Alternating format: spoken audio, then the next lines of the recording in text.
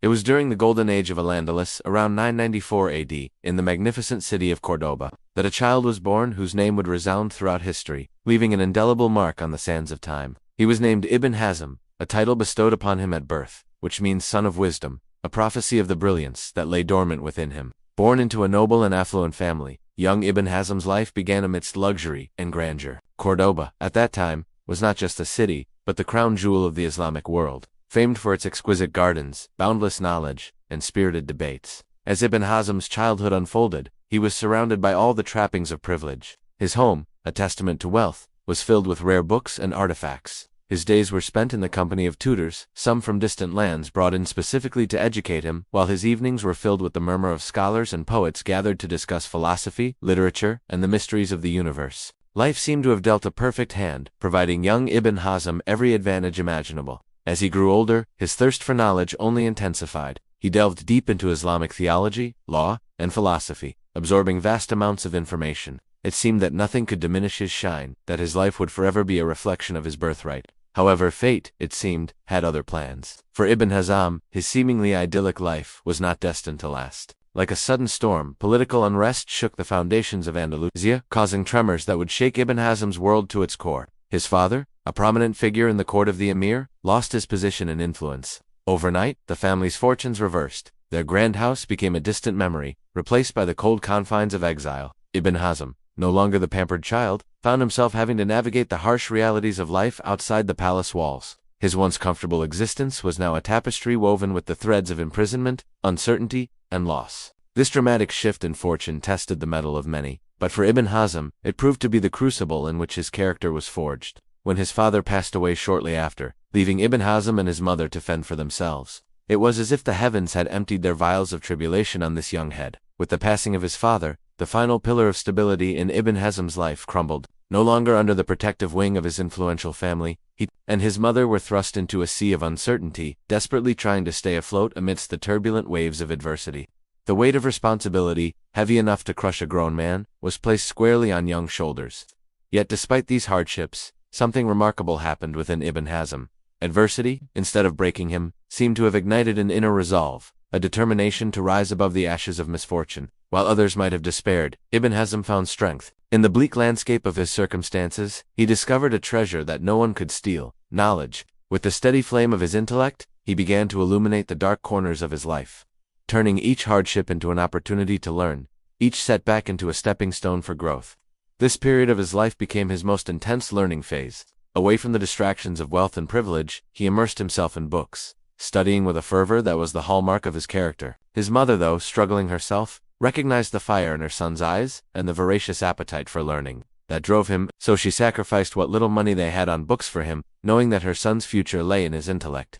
Thus began the transformation of Ibn Hazm from a privileged youth into a man of extraordinary intellect and resilience. He mastered Arabic literature, memorizing entire poems and the works of celebrated poets. He didn't just read books, he dissected them, questioning, analyzing, and synthesizing ideas. His mind became a sponge, absorbing and retaining vast amounts of information. It was during these years that he developed his unique style of jurisprudence, aligning himself with the Zahiri school of thought known for its literal interpretation of Islamic law, the Quran and the Sunnah, the teachings and practices of the Prophet Muhammad. His peers recognized his brilliant mind and prodigious memory, earning him both admiration and envy. But Ibn Hazm was not content with merely storing knowledge. He wanted to share it, to engage with his contemporaries, to challenge and refine his own thinking through discourse and debate. Little did he know that this desire would lead him to the pinnacle of intellectual achievement, but also expose him to the intrigues, rivalries, and jealousies that simmered beneath the surface of their seemingly enlightened society. His brilliance and audacity, however, did not come without its costs.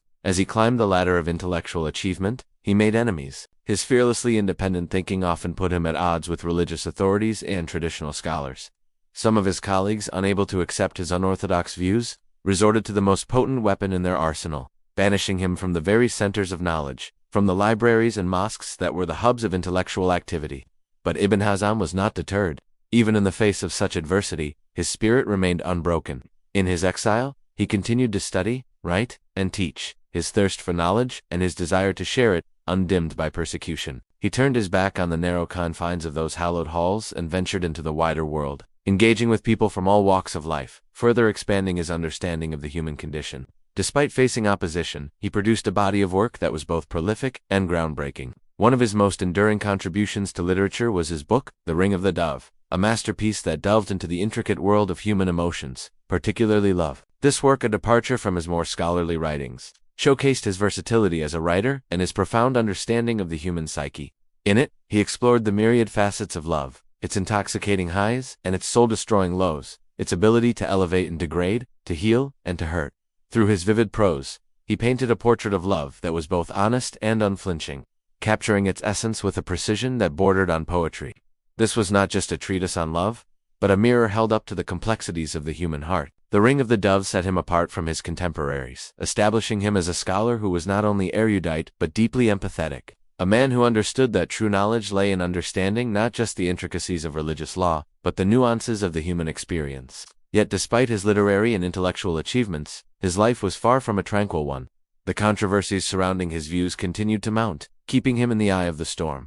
His reputation as a fearless, independent thinker preceded him, causing both curiosity and animosity to follow him like shadows. It seemed that wherever he went, his presence was a catalyst for both intrigue and enlightenment. He died in 1064, leaving behind a legacy that defied the limitations of his time. Over the course of his life, he authored more than 400 books, covering a vast array of subjects from religion and philosophy to history, ethics, and poetry. Though only a fraction of these works survived the ravages of time, they stand as monuments to his incredible intellect and his relentless pursuit of knowledge. His impact resonated across North Africa and beyond, influencing generations of scholars with his groundbreaking ideas and his unwavering commitment to the truth as he saw it. Even in death, his voice echoed through the corridors of history, reminding all who heard his name that true wisdom knows no bounds, and that the pursuit of knowledge is a timeless endeavor. Ibn Hazm's story is not just a historical account, it's a testament to the indomitable spirit of the human mind. Born into privilege, he chose to rise above his circumstances and carve his path through sheer determination and the acquisition of knowledge. His life was a tapestry woven with threads of gold and hardship, of triumph and tragedy, of brilliance and persecution.